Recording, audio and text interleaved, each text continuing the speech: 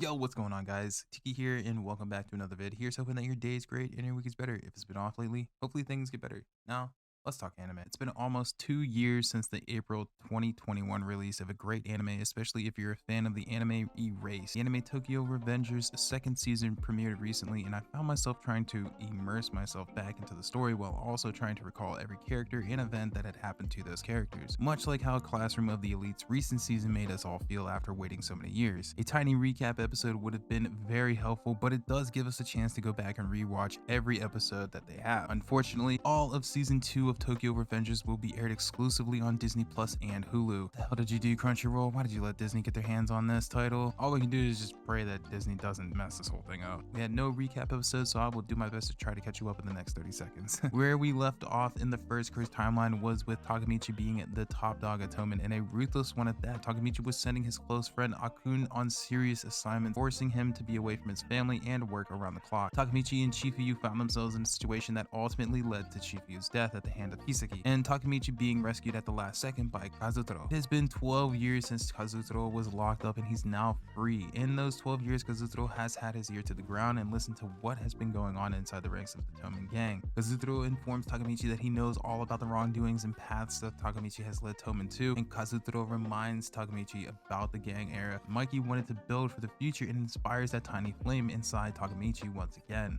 Once Takemitchi and Kazutaro both come together to start restoring Tomen to its once rightful glory, Kazutaro makes a quick stop near an alley where a familiar friend is waiting for Takemitchi. That familiar friend is Naoto, and in this timeline, he is still on the police force. Although this timeline, Naoto is taking Takemitchi into custody on conspiracy charges, racketeering, inciting multiple murders, and robberies along with black market dealings. This is the only time that would be available to Takemitchi and Naoto to figure out what events have happened in this timeline, which caused Takemitchi a lot of heartaches while watching the vid of him shouting and commanding Akun the way he did.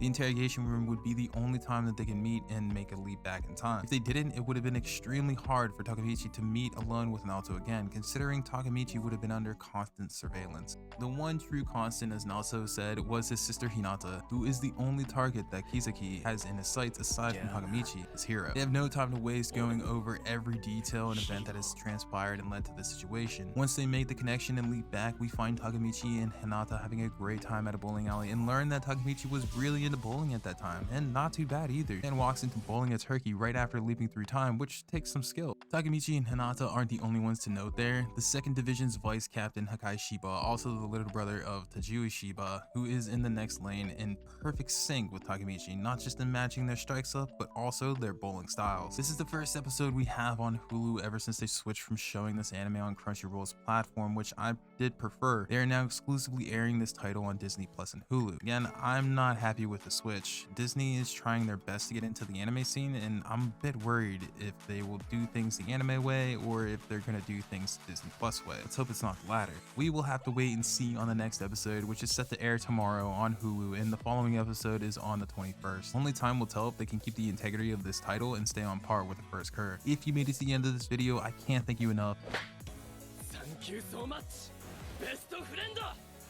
It means a lot to me, truly, and if you enjoyed, please leave a like, a sub, and a comment. But most importantly, please be safe out there, please drink some water, and the biggest thing to remember, know you're loved. And we'll talk anime in the next one. Later.